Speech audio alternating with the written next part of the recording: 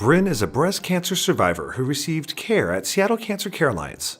During her chemotherapy treatment, Bryn chose to do scalp cooling therapy, hoping to keep her hair through her treatment. So for my particular course of chemotherapy, I had 4 different drugs, and 3 of which all cause complete hair loss. So there was no chance that I would have kept any of my hair. And during chemotherapy, I definitely had more than usual shedding. I noticed it mostly when I was taking a shower. I'd wash my hair and I'd have some hair coming out, more than, what was typical for me. I never woke up with hair on my pillow. I never had hair come out in my hand when I was just sitting there. I never got bald spots. My hair definitely got thinner during chemotherapy, and actually for a few weeks after chemotherapy, it continued to kind of shed and get thinner. But ultimately, the cold caps saved at least over half of my hair, and I never had to wear a wig. It's worth it. It made such a big difference for me as I was going through this, really traumatizing time. And once I was done with treatment, I feel like it allowed me to bounce back quicker. Because I wasn't waiting for my hair to grow back. I felt like myself really quickly after I was done with treatment because I still looked like myself. Right. So I approached Dr. Graylow to ask for her thoughts on the effectiveness of the cold caps, and she was very honest with me and said, I haven't had a lot of personal experience with patients using cold caps. I don't know how effective they really are. The burden is 100% on the patient, and so there's no harm in trying. It won't impact your treatment in any way, but I don't know if they're gonna work. So my husband and I decided to give it a shot. Dr. Julie Graylow is the Director of Breast Medical Oncology at Seattle Cancer Care Alliance. She is also an adjunct professor of global health at University of Washington and member of the Clinical Research Division at Fred Hutchinson Cancer Research Center.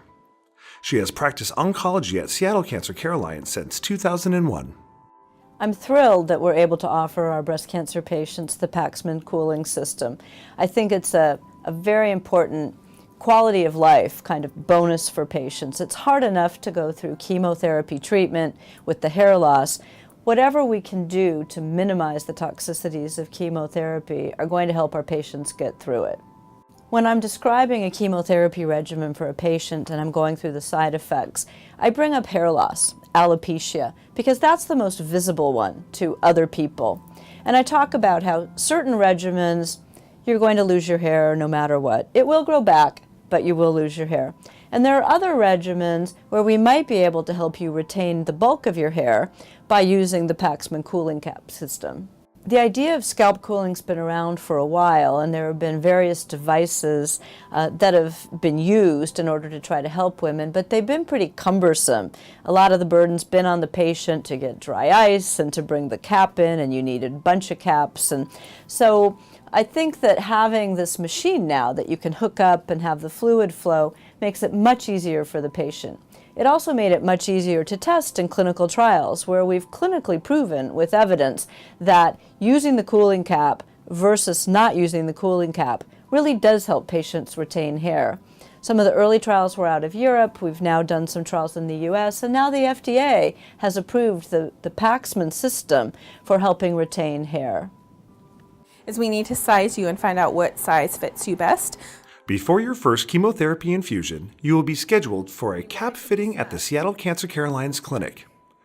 You will be fitted for both the blue silicone cap and the neoprene cover that fits over the cap. The clinical nurse coordinator will send your cap size information to the scalp cooling company. A representative from the scalp cooling company will call you and provide you with instructions for using your cap, as well as financial information. So what you do is you don't want any gaps. You want it tight but not too tight. How does that feel? That feels okay? Yeah. Okay. So then what we're going to do is you also have to wear this cover. Hey Bryn, how's it going? Good to see you. You ready to go today? I'm ready. Okay, how does the cap feel? It is important to stay connected to the cooling machine during the first 30-minute cooling period. If you need to disconnect after the initial cooling period, please let your nurse know that you would like to be disconnected. Let your nurse know if you need anything during your cooling period. Sometimes a warm blanket or a hot beverage can help with any discomfort you may feel from the cooling process. Oh man, the first time I put the cold caps on, it was shocking because it's cold. It's very cold, yeah. It's cold, but I think, I would compare it to the first few minutes just feeling like a little bit of a brain freeze. It feels cold on your head and you feel like you get a little bit of a dull headache, but over time your scalp really gets used to it, and after a while you kind of forget that it's there, and it's very bearable. And I would just try to keep busy talking to my family who's visiting me, or, whatever. And it is amazing how after a certain amount of time, your head really just, you kind of stop feeling it. So Some of the common short-term side effects associated with using the scalp cooling system are cold discomfort, headache, forehead pain, dizziness or lightheadedness. These are often transient symptoms and are likely to go away after the first 10 to 15 minutes.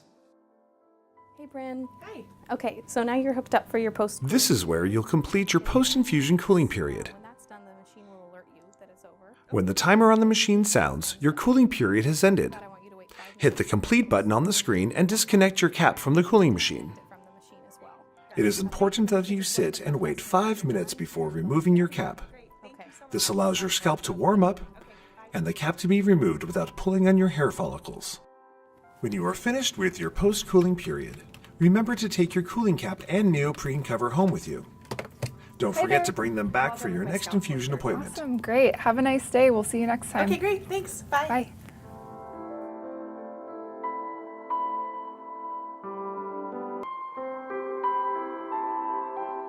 The Scalp Cooling Company will send you a patient cap cooling kit. Bring this kit with you to every infusion appointment. It is important to practice putting on the cap and neoprene cover several times before your first infusion. For best results, follow the hair care recommendations advised by the Scalp Cooling Company. It is important to treat your hair gently during chemotherapy and scalp cooling. Some typical hair treatments, tools, and products are not gentle enough to continue during your treatment and scalp cooling therapy. Please read the guide to scalp cooling for all details on how to care for your hair.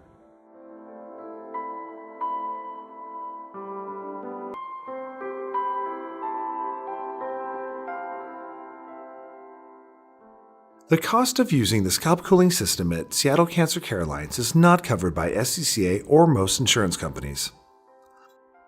All financial costs of the scalp cooling therapy are billed directly between the patient and our scalp cooling partner. These costs are non-refundable, even if you decide not to use your cap after purchasing.